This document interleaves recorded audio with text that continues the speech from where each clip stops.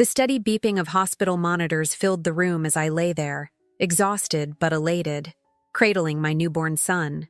The morning light filtered through the window, casting a gentle glow on his tiny face. Everything seemed perfect until Brandon walked in, his expression cold and distant, so different from the loving husband I thought I knew. "I can't do this anymore, Skylar," he said, standing at the foot of my hospital bed. "I'm not ready for this responsibility." The words hit me like a physical blow. I stared at him, clutching our son closer to my chest, thinking this must be some kind of cruel joke. But Brandon's face remained stern, emotionless, as if he were discussing a business transaction rather than abandoning his wife and newborn child. "What do you mean?" My voice trembled. "We planned this together. We've been trying for a baby for 2 years." He ran his fingers through his dark hair, a gesture I once found endearing, but now seemed like a stranger's nervous tic. "I've been seeing someone else," he confessed, his words cutting through the air like shards of glass. "She's different. She understands my needs, my ambitions. I can't be tied down with a family right now." The monitors began beeping faster as my heart rate increased. A nurse poked her head in, concerned, but I waved her away. I couldn't process what was happening. Just yesterday, Brandon had been by my side during labor, holding my hand, telling me how excited he was to start our family.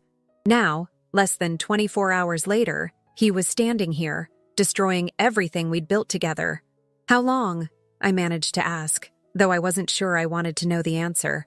6 months, he replied, not even having the decency to look ashamed.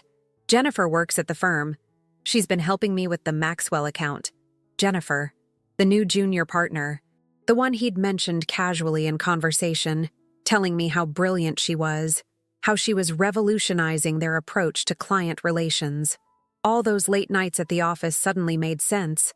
All those business dinners, all those weekend conferences. My son stirred in my arms, his tiny fingers wrapping around my index finger. The gesture brought tears to my eyes, not just of sadness, but of fierce determination. This perfect, innocent being depended on me now, even if his father had chosen to walk away. "You're making a mistake, Brandon," I said, my voice stronger than I felt. "This isn't just about you anymore. This is about our son." He shook his head, already backing toward the door. "I'll have my lawyer contact you about the divorce and child support arrangements." "I'm sorry, Skylar. I really am." As he turned to leave, I called out, "His name is Dylan." Brandon paused for a moment but didn't turn back. "The son you're abandoning. His name is Dylan Michael Harrison. Remember that." The door closed behind him with a soft click that seemed to echo through the suddenly too quiet room. I looked down at Dylan, sleeping peacefully, unaware that his life had just changed forever. My tears fell on his hospital blanket as I made him a silent promise. "We're going to be okay, little one," I whispered, gently stroking his cheek. "Mommy's going to make sure of that." I had no idea then how that promise would shape the next chapter of our lives, or that Brandon's betrayal would set in motion a series of events that would transform me in ways I never imagined. As I sat there in that hospital room, feeling more alone than I ever had in my life, I couldn't have known that this ending was actually going to be my beginning. The nurse returned, this time with my discharge papers and a sympathetic smile. She had obviously overheard enough to understand what had happened. "Do you want me to call someone for you?" she asked kindly. I thought about my options. My parents had passed away years ago in a car accident. Brandon had been my rock then, helping me through the grief. The irony wasn't lost on me. My sister lived across the country in California, busy with her own life and family. I had friends, but most of them were couples we knew through Brandon's firm. Whose side would they take in all this? "No," I replied, straightening my shoulders. "But could you help me pack up my things? Dylan and I need to figure out what comes next." The drive home from the hospital was surreal. My neighbor, Ellen, had offered to help after hearing what happened through the hospital grapevine. Her sister worked as a maternity nurse. As she navigated through the familiar streets, I sat in the back seat next to Dylan's car seat, unable to take my eyes off him. My mind raced with questions I never thought I'd have to answer. How would I afford our mortgage on my teacher's salary? Would I be able to return to work after my maternity leave? What would I tell everyone? "I made up the guest room for you," Ellen said, breaking the silence as we pulled into my driveway. I hope you don't mind, but I didn't think you'd want to sleep in. Well, you know. I nodded, grateful for her thoughtfulness. The idea of sleeping in the bed Brandon and I had shared for 5 years made my stomach turn. As we approached the front door, I noticed small changes that indicated Brandon had already been here. His running shoes missing from the porch, the silly welcome mat we'd picked out together replaced with a plain one. Inside, the house felt different too. Emptier, despite only a few missing items. Brandon's laptop was gone from his desk, along with some clothes and personal items. He'd left everything else, including the framed ultrasound picture on the refrigerator. The sight of it made my chest tighten. I'll put on some tea, Ellen offered, heading to the kitchen while I settled Dylan in his bassinet, the one Brandon's parents had given us at the baby shower just 2 weeks ago. The memory of that day, of everyone's happy faces and congratulations, felt like a cruel joke now. As I sank into the couch, my phone buzzed with a text from Brandon's mother, Barbara. Skylar, darling, please tell me this is all a misunderstanding. Brandon's not making any sense. Call me when you can. I stared at the message until the screen went dark. Barbara had always been kind to me, treating me like the daughter she never had. How could I tell her that her son had thrown away our family for a younger woman? That he'd planned his escape while pretending to be excited about becoming a father? Ellen returned with 2 steaming mugs, setting them on the coffee table. You don't have to answer anyone right now, she said gently. Give yourself time to process. I don't even know where to start, I admitted, my voice cracking. Everything we planned, everything we saved for, it was all based on 2 incomes. The nursery renovations maxed out our credit card because Brandon promised. I couldn't finish the sentence. Brandon had promised so many things. He'd insisted on the expensive crib, the top-of-the-line stroller, saying our child deserved the best. Had he already known then that he was going to leave? Had he been setting me up for financial disaster? One step at a time, Ellen said firmly. First, you need rest and time to recover. The practical stuff can wait a few days. But it couldn't wait. Not really. As if to emphasize this point, my phone buzzed again. This time with an email from Brandon's lawyer. My hands shook as I opened it. Dear Mrs. Harrison, I have been retained by Brandon Harrison regarding your impending divorce. Please have your legal representative contact my office to discuss the terms. Legal representative. Terms. The words swam before my eyes. I had no lawyer. I had no savings separate from our joint account, which I suddenly realized Brandon might have already emptied. The mounting pressure in my chest made it hard to breathe.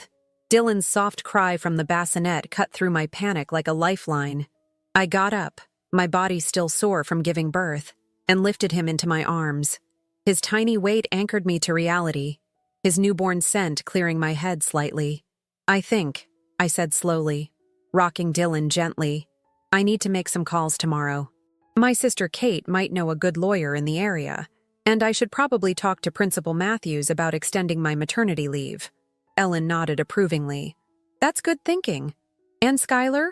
I know Tom and I aren't exactly flush with cash, but we can help with a loan if you need it, just until things get sorted out. Her kindness brought fresh tears to my eyes, but these were different from the ones I'd shed in the hospital. Those had been tears of shock and betrayal. These were tears of gratitude, of realizing I wasn't completely alone. As the afternoon wore on, I began making lists, something I'd always done when feeling overwhelmed.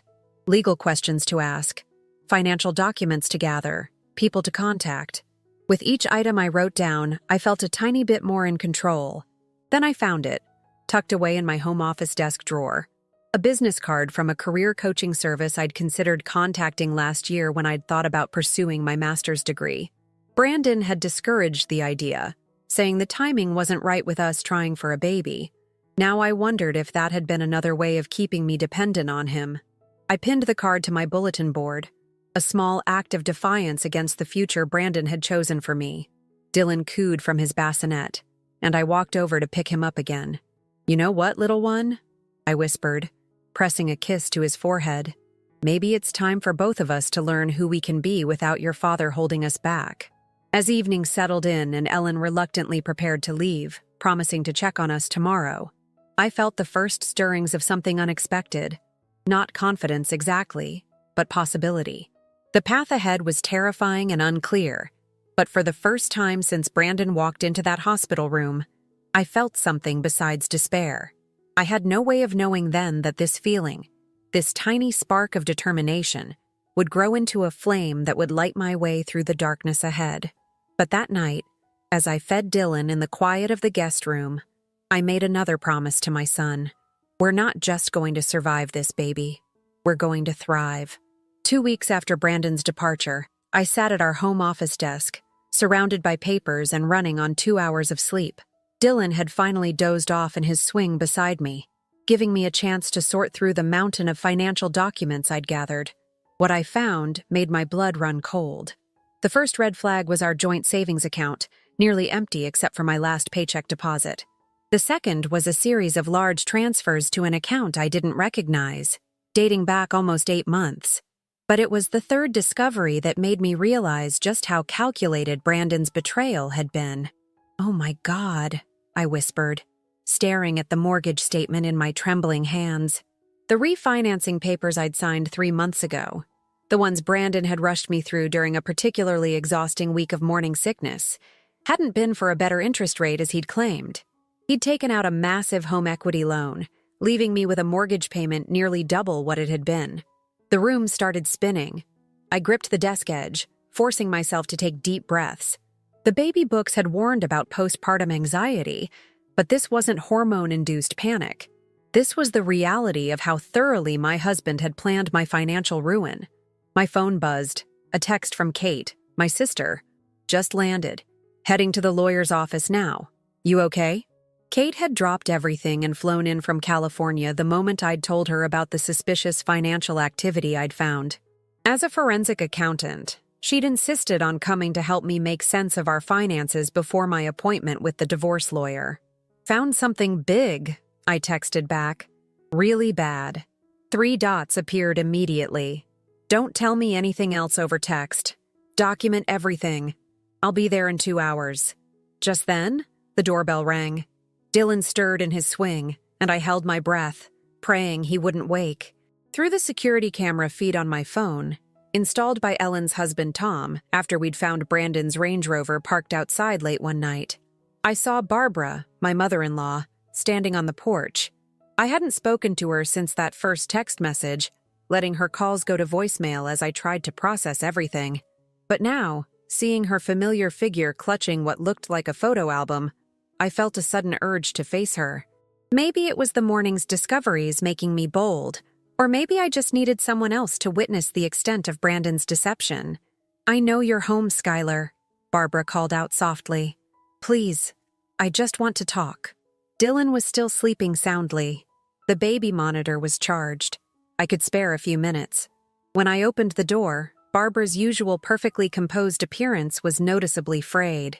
Her silver hair was unstyled, and her eyes were red-rimmed behind her designer glasses. "Oh, sweetheart," she said, reaching for me. Despite everything, I let her pull me into a hug. She smelled like she always had, Chanel No. 5 and coffee. And for a moment, I was transported back to happier times. Sunday dinners and holiday celebrations when I'd truly felt like part of her family. "Come in," I said, leading her to the living room. "But Dylan is finally sleeping, so we need to keep our voices down."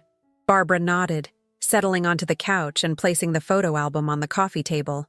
"I've been trying to understand," she began, her voice thick with emotion. "Brandon won't tell me anything beyond that he's found someone else and that he needs to live his truth, whatever that means. But then yesterday, I was going through some old family photos, and I found these." She opened the album, and I saw myself and Brandon on our wedding day 5 years ago. We looked so young, so happy. I was about to ask why she was showing me this when she flipped to the next page, and my heart stopped. There was another wedding photo, yellowed with age, but the similarity was uncanny. A young man who could have been Brandon's twin stood beside a beautiful bride, both beaming at the camera. "That's Richard, Brandon's father, and his first wife, Linda," Barbara said quietly. "The marriage no one in the family talks about. He left her the same way. when she was in the hospital after giving birth to their son. Then he met me 6 months later. The implications hit me like a physical blow. Brandon has a half-brother? Barbara nodded, wiping away a tear. Daniel. He's tried to contact Brandon several times over the years, but Brandon always refused to meet him. I thought Brandon was just protecting himself from a painful family history. I never imagined he would. Repeat it, I finished, feeling sick. Did Richard leave Linda the same way? Financially, I mean? Yes, Barbara whispered. He cleaned out their accounts, refinanced their home without her knowledge. Linda lost everything. She and Daniel ended up moving in with her parents in Seattle. I never tried to contact them after Richard and I got married. It was easier to pretend that part of his life never happened. The baby monitor crackled with Dylan's first stirrings of wakefulness. I stood up, needing to move, to think. Why are you telling me this now? I asked. Barbara reached into her purse and pulled out an envelope. Because I failed Linda by staying silent. I won't fail you too. This is a check for $50,000, my personal savings. It's not a loan. It's what I should have done 30 years ago when I discovered what Richard had done. I stared at the envelope, not reaching for it. Brandon will be furious if he finds out. Let him be, Barbara said with sudden steel in her voice. I've spent 30 years trying to make up for marrying a man who could abandon his child. I won't spend another 30 watching my grandson grow up in hardship because I was too afraid to stand up to my son. The baby monitor erupted with Dylan's hungry cry. As I turned to go get him, Barbara called out softly, Skylar, there's something else you should know. Linda. She went on to start one of the most successful crisis shelters for women in Washington state. She took her pain and turned it into purpose. I paused in the doorway, letting her words sink in. Up in the nursery, Dylan was fully awake now, his cries growing more insistent. But for the first time in weeks, my mind wasn't clouded by fear and uncertainty. Instead, I felt a clarity I hadn't experienced since before Brandon walked into that hospital room. I had my son to think about, yes. But I also had a choice to make about who I was going to be in the aftermath of this betrayal. And maybe, just maybe, this legacy of abandonment would end with me. The law office of Patricia Chen didn't look anything like I'd imagined. Instead of imposing mahogany and leather, the space was bright and modern, with walls painted in calming shades of blue. Kate sat beside me, her laptop open, while Dylan slept peacefully in his carrier. Let me make sure I understand this correctly, Patricia said, reviewing the documents spread across her desk. Your husband not only emptied your joint accounts, but also took out a home equity loan without your full knowledge of the terms? Yes, Kate answered before I could, her voice tight with controlled anger. And I've found evidence of him moving money into hidden accounts for months before the baby was born. Classic preparation for abandonment. Patricia nodded, making notes. The good news is, this kind of financial deception during marriage is taken very seriously by the courts. The bad news is, we need to move quickly to prevent any further damage. She looked at me directly. Are you ready for what comes next? Because once we file these papers, Brandon will likely become very unpleasant. I thought about Barbara's revelation, about Linda and her transformation from victim to advocate.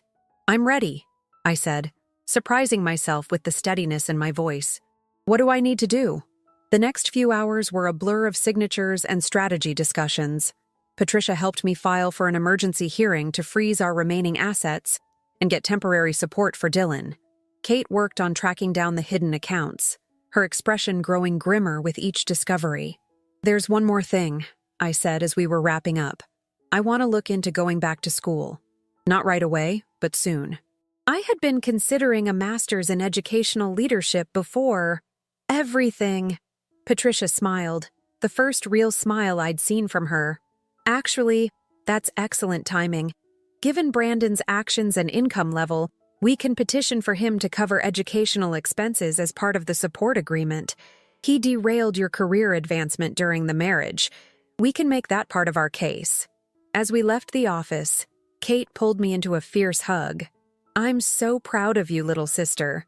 But why didn't you tell me about wanting to go back to school before? I shrugged, adjusting Dylan's carrier.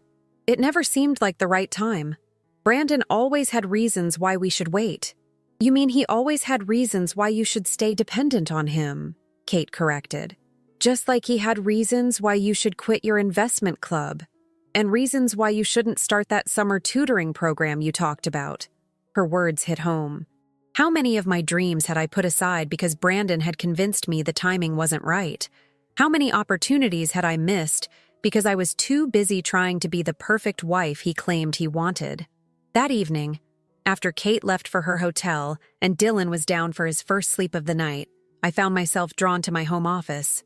The career coaching business card was still pinned to my bulletin board, but now I noticed something else. A photo tucked into the corner of an old corkboard, nearly hidden behind years of accumulated papers. It was from my first year of teaching, taken at the district awards ceremony where I'd been named Outstanding New Educator. I was beaming at the camera, clutching my certificate, surrounded by my students and colleagues. I remembered that feeling, pride, accomplishment, the sense that I could make a real difference in my students' lives. What had happened to that passionate, ambitious young teacher? My phone buzzed with a text from Brandon. My lawyer tells me you're being unreasonable about the house. This would all be easier if you'd just accept the reality of the situation. I stared at his message, feeling something shift inside me. The reality of the situation? The reality was that he had systematically worked to diminish me, to keep me dependent and controllable. The reality was that he had planned his escape while watching me decorate our baby's nursery. The reality was that he was just like his father, a coward who ran away from responsibility. But there was another reality he hadn't counted on. I wasn't Linda, alone and isolated in a different time. I had Kate's expertise, Barbara's support, and Patricia's legal experience in my corner. I had Ellen next door, watching out for us. Most importantly, I had years of suppressed dreams and ambitions finally breaking free. I picked up my phone and opened the browser, searching for Linda Harrison plus Seattle plus Crisis Shelter. The results led me to a website for New Beginnings Women's Center, and there she was. Brandon's father's first wife, now a distinguished-looking woman in her 60s, described as the founder and executive director.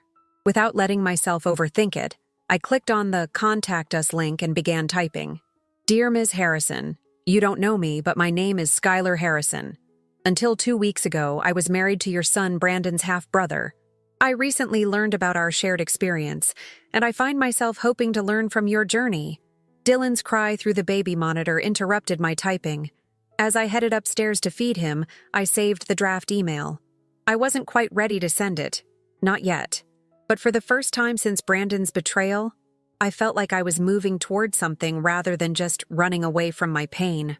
In the nursery, rocking Dylan in the soft glow of his nightlight, I thought about the generations of hurt in his father's family, the abandoned wives, the left-behind children, the pattern repeating itself like some toxic inheritance. It stops with us, I whispered to my sleeping son. You're going to grow up seeing your mother build something meaningful from this mess. And maybe someday, you'll understand that the day your father left wasn't the end of our story. It was just the beginning of a better one. The next morning would bring more meetings, more decisions, more battles to fight. But that night, holding my son and feeling the first real stirrings of hope, I allowed myself to imagine a future where Brandon's betrayal was just one chapter in a much longer story of resilience and redemption. The email from Linda Harrison arrived on a Tuesday morning, just as I was finishing up a video call with my principal about extending my leave. My hands shook as I opened it.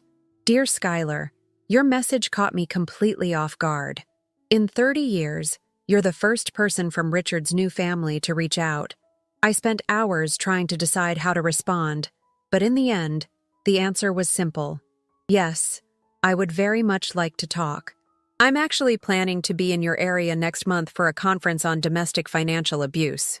Perhaps we could meet? There's so much I wish someone had told me when I was in your position.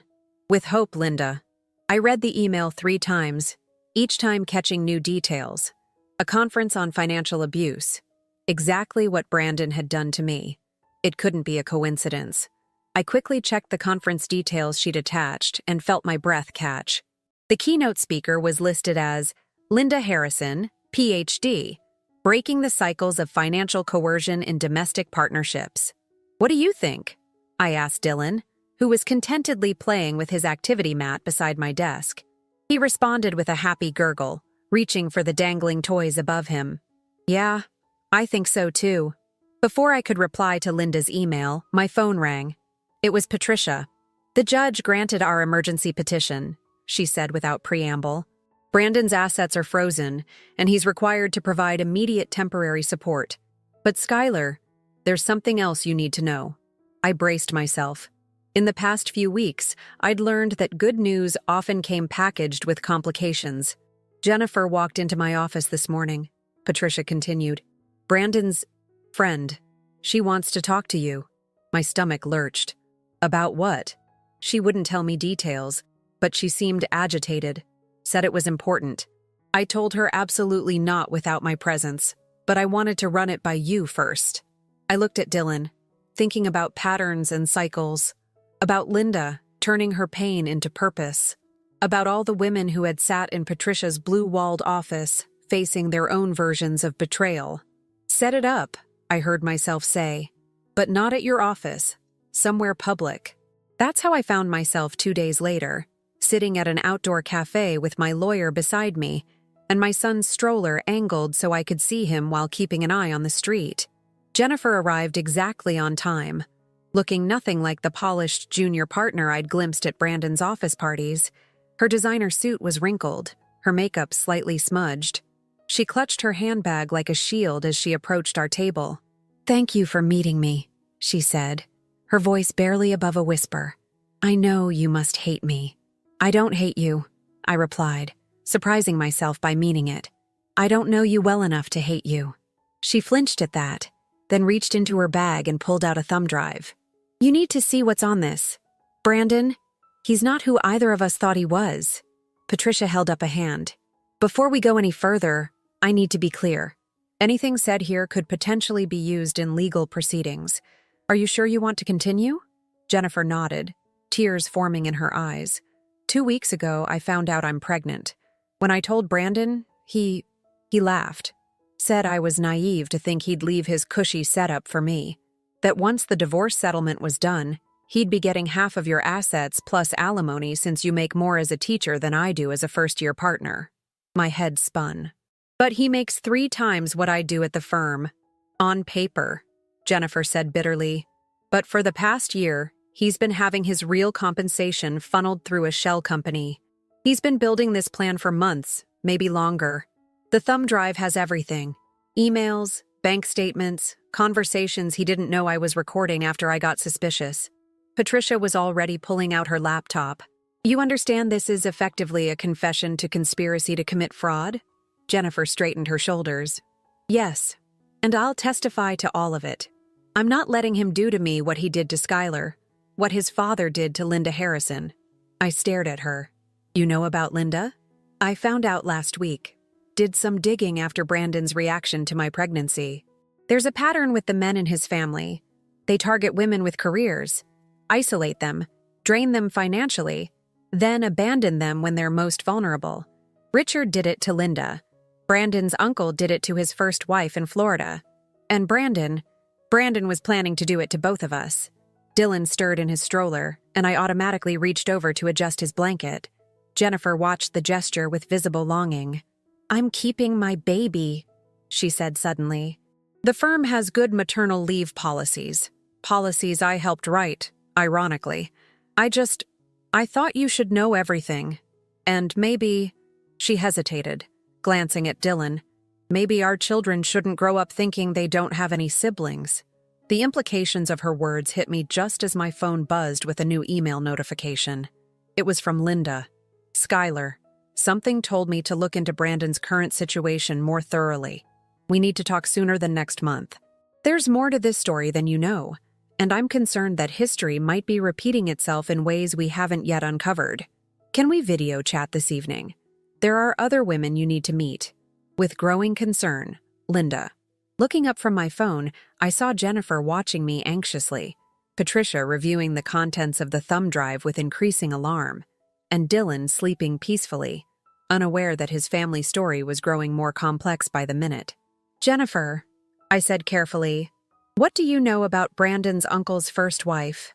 Her answer would open up yet another layer of this unfolding mystery, one that would connect past and present in ways none of us could have anticipated. But sitting there in the sunshine, watching two very different women unite in their determination to break a cycle of abuse, I felt something unexpected. Not just anger or vindication, but a growing sense of purpose. This wasn't just about Brandon anymore. This was about something much bigger, a generational pattern that needed to be exposed and broken. And somehow, improbably, I found myself at the center of unraveling it all. The faces on my laptop screen looked like a gathering of sisters, though we shared no blood relation. Linda had organized the video call, and as each woman joined, I felt a growing sense of unreality. We were all connected by the same dark thread, the Harrison men and their calculated betrayals. "I'm Rachel," said a woman in her early 40s, her auburn hair pulled back in a neat ponytail. "Jack Harrison, Brandon's uncle, was my first husband. He left me in the delivery room in Miami General 12 years ago." "Catherine," added another, her British accent subtle but noticeable. "I was married to Peter Harrison, Richard's cousin, in London. Same story, different continent. Left me and our newborn daughter in 2019. Linda orchestrated the conversation with the skill of someone used to running support groups. "Skylar and Jennifer," she said, "you're not just the latest victims of this pattern. You might be our best chance at stopping it." Jennifer, joining from her apartment across town, pressed her hand to her still flat stomach. "Because we have proof of premeditation?" "Exactly," Linda nodded. "When Richard left me, when Jack left Rachel, when Peter left Catherine, they were careful. They covered their tracks, made it look like spontaneous decisions. But Brandon got sloppy," I finished, thinking of the thumb drive Jennifer had provided. "He left a paper trail." "More than that," Rachel interjected. "He kept records of conversations with the others. Emails, texts. He was learning from them, getting advice on how to set up the perfect exit." The revelation hit me like a physical blow. All those business trips Brandon had taken to visit his mentors in the family, they hadn't been about career advancement. They had been strategy sessions for destroying lives. "There's something else you need to see," Catherine said, sharing her screen. A series of bank statements appeared, showing transfers between accounts with familiar names. They've been pooling their resources. It's not just individual acts of abandonment, it's a system. They support each other financially during divorces, share legal strategies, even invest together in properties used to hide assets. My mind raced back to the mortgage refinancing documents, the hidden accounts Kate had discovered. "The house," I said suddenly. "The loan Brandon took out. The money went to a company called Harrison Holdings LLC. Linda's expression sharpened. "That's their hub. They use it to shuffle money between family members, making it harder to trace during divorce proceedings. Richard's name is on the paperwork, but they're all involved." "But why?" Jennifer asked, the question we'd all been wondering. Why target professional women specifically? Why wait until pregnancy and childbirth? "Control," Linda replied simply. "They choose women with careers, with independence. The pregnancy is a vulnerability they exploit, a time when we're physically and emotionally dependent on our partners. They strike then because that's when it hurts most, when it leaves the deepest scars." "And the financial abuse?" I pressed, thinking of my drained accounts, my doubled mortgage. "It's about power," Rachel explained. "They don't just want to leave, they want to ensure we're too busy surviving to fight back, too broken to warn others." A cry from Dylan's nursery interrupted the discussion. As I got up to tend to him, I heard Catherine say, "They never count on us finding each other, though. That's their weakness." When I returned with Dylan, Linda was sharing details about the upcoming conference. "We've been gathering evidence for years, building a case about systematic financial abuse. But with what Jennifer and Skylar have uncovered, we can prove conspiracy," Patricia interjected, joining the call right on schedule. "The records Jennifer provided show clear communication between family members about these schemes. It's not just divorce fraud anymore. We're looking at organized financial crime." The implications slowly sank in. This wasn't just about my divorce from Brandon or Jennifer's pregnancy. This was about decades of calculated abuse, about generations of women and children whose lives had been deliberately derailed. I want to speak at the conference, I heard myself say. Not just about Brandon, but about all of it.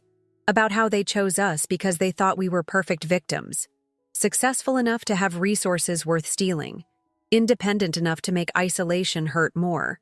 Linda smiled. I was hoping you'd say that. But Skylar, you should know, going public means they'll fight back harder. The Harrison men don't like exposure. As if on cue, my phone buzzed with a text from Brandon. We need to talk. Things don't have to get ugly. Think about Dylan. Looking at the faces on my screen, Linda, who had built a movement from her pain, Rachel, who now ran a successful advocacy law firm, Catherine, who counseled women in financial crisis, Jennifer, protecting her unborn child by speaking out. I felt a surge of certainty. They've been counting on our shame, I said, holding Dylan closer, on our silence. But shame dies in the light, and I'm done being quiet. The meeting continued late into the evening, plans taking shape, strategies being formed. We were no longer isolated victims. We were a network, a force for change. And as I listened to these strong, resilient women share their stories and their wisdom, I realized something profound. Brandon hadn't just underestimated me when he walked out of that hospital room. He'd underestimated the power of women supporting women, of shared pain transformed into collective purpose. Later that night, after everyone had signed off and Dylan was sleeping peacefully, I opened my laptop and began to write. Not just my story, but our story. A testament to survival, to resilience, to the strength found in solidarity. The words flowed easily, powered by a new understanding. Sometimes the deepest wounds lead us to our greatest calling. Dear Brandon, I typed, I received your text about talking. You're right.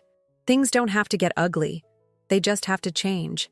And change is coming, whether you and your family are ready for it or not. The conference center lobby buzzed with nervous energy. Linda stood at the podium doing her final microphone check, while I paced behind the stage curtain, clutching my note cards.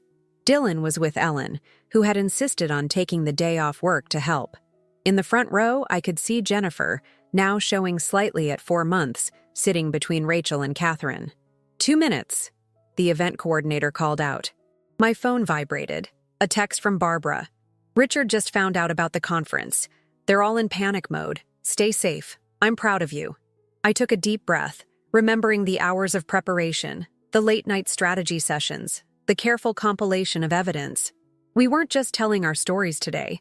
We were launching a formal campaign to expose decades of systematic abuse.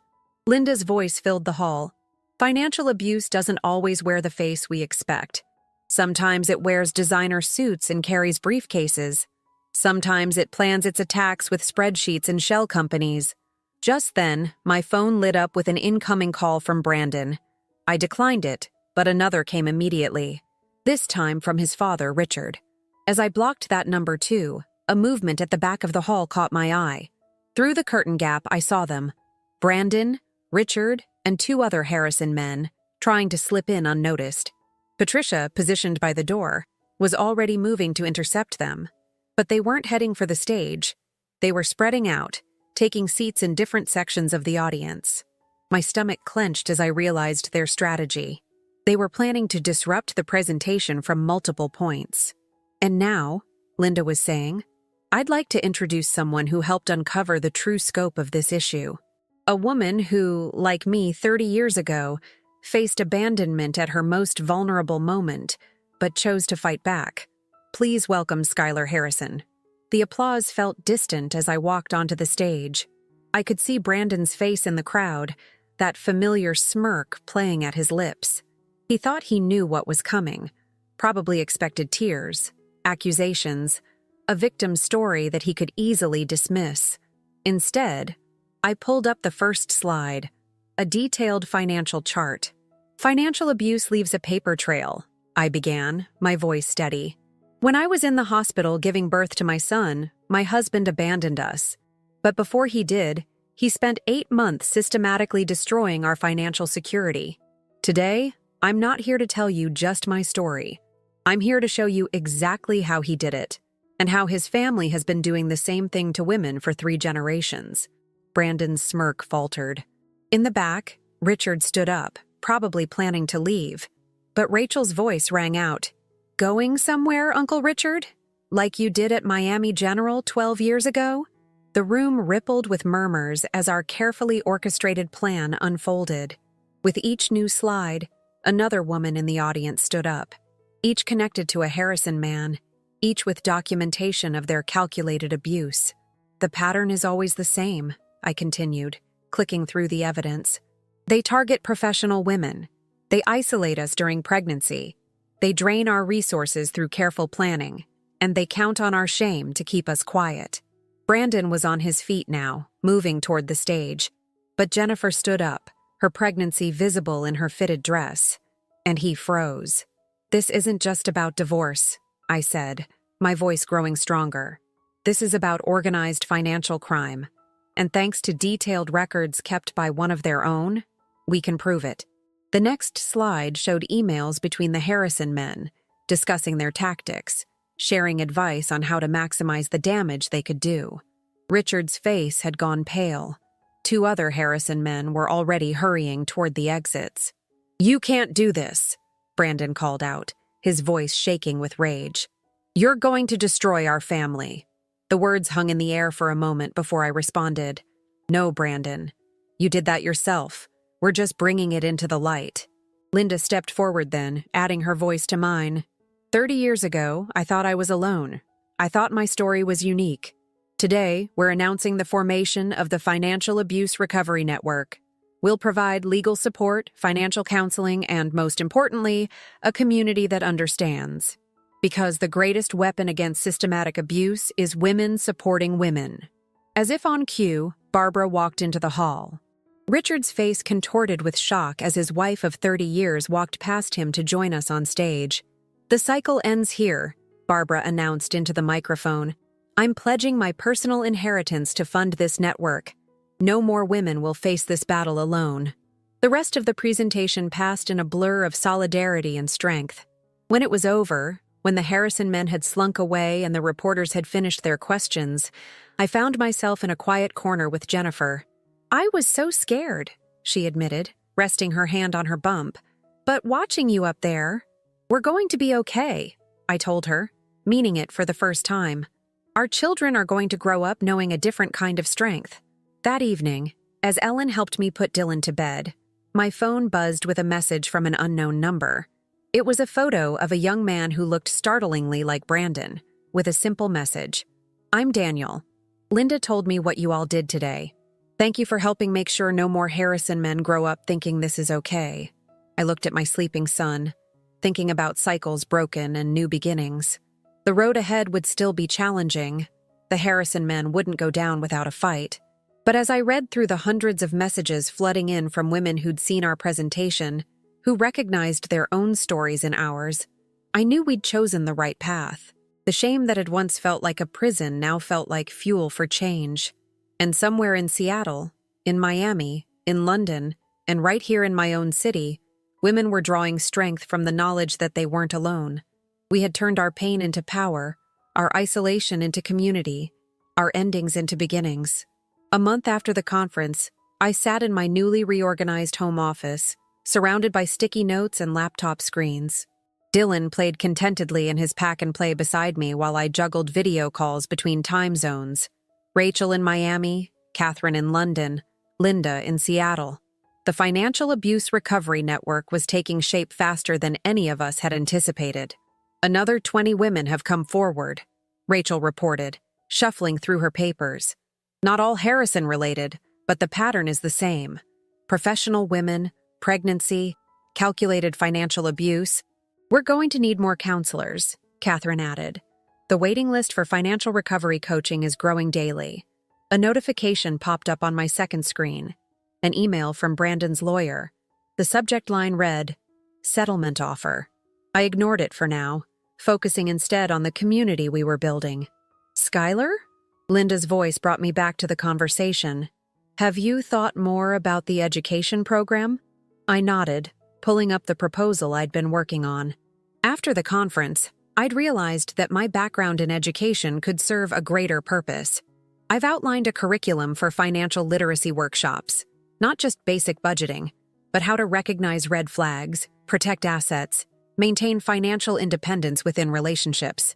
Perfect timing, Rachel chimed in. The grant committee meets next week, with Barbara's seed funding and the corporate sponsorships coming in. A knock at my front door interrupted us.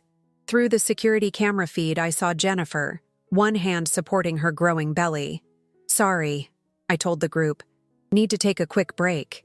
Jennifer had been staying with her sister since the conference, after Brandon's increasingly erratic behavior had made her feel unsafe at her apartment. She looked tired but determined as I let her in. They offered a settlement, she said without preamble, holding up her phone. Both of us. Same day. Typical Harrison coordination. I gestured to my office. I got the same email. Haven't opened it yet. Want to look together? As we sat down at my desk, I couldn't help but marvel at how life had changed. 6 months ago, I would have seen Jennifer as the other woman, the enemy. Now she was one of my strongest allies in this fight. The settlement offers were predictably manipulative, generous on the surface, but with carefully worded clauses requiring our silence about the Harrison family's practices. In exchange for signing non-disclosure agreements, they would provide comfortable financial support for our children. They're scared, Jennifer observed, rubbing her belly absently. The conference exposure is affecting their businesses. Richard's firm lost 3 major clients last week. Good, I said, thinking of all the women who had reached out after the conference, sharing similar stories of calculated betrayal. Let them feel a fraction of what we felt. My phone buzzed. A text from Barbara. They're getting desperate. Richard just tried to access my trust fund. Stay alert. Jennifer read the message over my shoulder and sighed. Sometimes I forget she's going through this too. 30 years of marriage. And she chose to stand with us, I finished. Barbara's courage in publicly opposing her husband had given our cause credibility we couldn't have achieved otherwise. The rest of the afternoon passed in a blur of activity. I had a call with my principal about developing a financial literacy program for high school seniors, drawing from my own experience to help young people recognize warning signs, then a meeting with Patricia about expanding her practice to handle more cases like ours. Finally, a counseling session where I shared my story with a group of women just starting their recovery journeys. As evening settled in, Ellen came over with dinner. She'd been doing this regularly since the conference, understanding that my days were now filled with building something bigger than myself. "You've got that look?" she observed as we sat in my kitchen, watching Dylan and her daughter play together on the floor. "What look?" "The one that says you're planning something new." I smiled, thinking about the draft sitting in my documents folder. An outline for a book, not just about the Harrison family's abuse, but about the larger issue of financial coercion in relationships, about how economic abuse often hides behind respectability and success. "I've been thinking," I said slowly, "about what Linda said about turning pain into purpose. When Brandon walked into that hospital room and said he wouldn't take responsibility for his son, he thought he was ending my story. But really, he was just giving you a better one to tell," Ellen finished. Later that night, after Dylan was asleep, I opened my laptop and began to write. This is not a story about victimhood. This is a story about women who refused to be silenced, who turned their individual tragedies into collective triumph. When my husband abandoned me and our newborn son, he thought he was following a family tradition of destroying women. Instead, he accidentally helped create a sisterhood of survivors. My phone lit up with a message from Daniel, Brandon's half-brother. "Mom showed me your proposal for teaching financial literacy in schools. I'm a teacher too. Maybe we could collaborate." Another text followed quickly. "I've spent my life trying not to be like my father and brother. I want to be part of making things better." Looking at his message, I thought about Dylan sleeping upstairs, about Jennifer's unborn child, about the next generation we were all working to protect. The Harrison men had spent decades perfecting the art of abandonment, but in doing so, they'd inadvertently created something powerful, a community of women determined to break the cycle. As I typed my response to Daniel, I felt the familiar surge of purpose that had replaced my old feelings of shame and fear. We were writing a new story now, one where betrayal led to brotherhood, where endings sparked beginnings, where women lifted each other up instead of being torn down. And somewhere in the city, Brandon and his family were realizing that their greatest mistake hadn't been leaving us. It had been underestimating what we could become once we found each other. 1 year to the day after Brandon walked into that hospital room, I stood in a different hospital corridor, holding Dylan while Jennifer breathed through her contractions. Her sister Emma held her hand on one side, while I supported her from the other. Outside the window, dawn was breaking over the city skyline. "I can't believe he's actually missing this too," Jennifer said between breaths, a mix of sadness and anger in her voice. "Even after everything." "Hey," I said firmly, adjusting Dylan on my hip. "Look at all the people who are here. Look at who's not missing it." She managed a smile, looking around the room. Barbara sat in the corner, knitting what looked like a baby blanket. Linda had flown in from Seattle the moment Jennifer's contractions started. Rachel and Catherine were on their way from the airport. We'd created our own kind of family, stronger than blood ties or marriage certificates. "Another one coming," the nurse warned, and Jennifer gripped my hand harder. Hours later, as Jennifer cradled her newborn daughter, surrounded by women who understood exactly what this moment meant, I thought about how different this scene was from my own delivery. Where there had been abandonment, there was now support. Where there had been isolation, there was community. "I want to name her Hope," Jennifer announced softly. "Because that's what all of you gave me when I thought I had none left." Barbara wiped away tears, putting the finishing touches on the blanket. "It's perfect." My phone buzzed, a message from Daniel with a photo of the morning's paper. The headline read, "Harrison Financial Group under federal investigation for systematic fraud." Below it was a smaller headline, "Financial Abuse Recovery Network celebrates first year, helps over 500 women." "Should we tell her?" Linda asked quietly, seeing the news over my shoulder. I shook my head. "Let her have this moment. The rest can wait." The investigation had been building for months, fueled by the evidence we'd gathered and the testimony of dozens of women who'd come forward after the conference.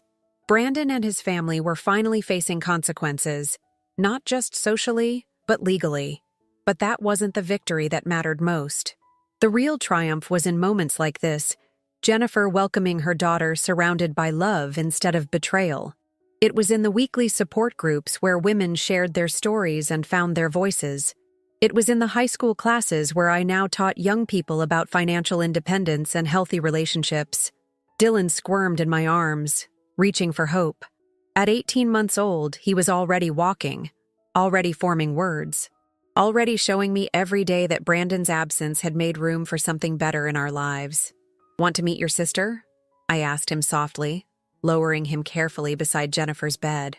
We'd decided months ago that our children would grow up as siblings, regardless of what Brandon had chosen.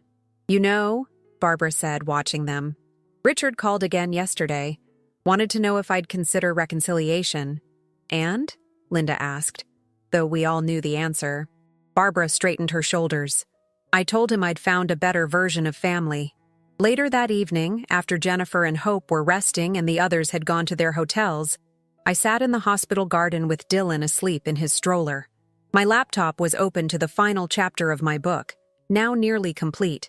The cursor blinked at the end of the last paragraph. "They say the moment that breaks you can also be the moment that makes you."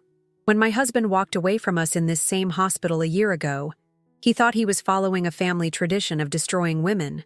Instead, he inadvertently helped create a movement of women rebuilding themselves and each other. Today, I watched another woman face the same abandonment with an army of support behind her. I held her hand as she brought new life into the world, surrounded by the kind of love that doesn't walk away when things get difficult. And I realized that sometimes the best families are the ones we choose, the ones forged in shared pain and collective healing. My son will grow up knowing a different kind of strength. He'll see it in his mother, who turned betrayal into purpose. He'll see it in his Aunt Jennifer, who chose hope over bitterness. He'll see it in all the women who refused to let someone else's cowardice define their story. The Harrison men spent generations perfecting the art of abandonment, but in doing so, they taught us the power of staying strong, staying together, staying true to ourselves. And in the end, that's the legacy that will endure. A soft breeze rustled the garden flowers as I saved the document. My phone showed messages from the network. More women reaching out, more stories emerging, more lives beginning to heal. Tomorrow would bring new challenges, new battles to fight. The work of breaking cycles and building bridges was never really finished. But sitting there in the growing dusk, watching my son sleep peacefully, I felt nothing but gratitude. Gratitude for the pain that had led me to purpose. Gratitude for the women who had become my sisters in survival. Gratitude even in a strange way for Brandon, who had tried to break me but instead had set me free. Dylan stirred, reaching out in his sleep. I took his tiny hand in mine, marveling at how far we'd come from that first terrible morning of abandonment. "Sweet dreams, my love," I whispered. "Tomorrow's another day to make something beautiful from what tried to break us." And in the quiet of that hospital garden, surrounded by the echoes of endings and beginnings, I finally understood. Sometimes the greatest act of love is not what we receive from others, but what we learn to give ourselves. The power to rise, to rebuild, to create light from darkness. That had been within me all along. Brandon hadn't destroyed my life that day in the hospital room. He had accidentally helped me find my way to a better one.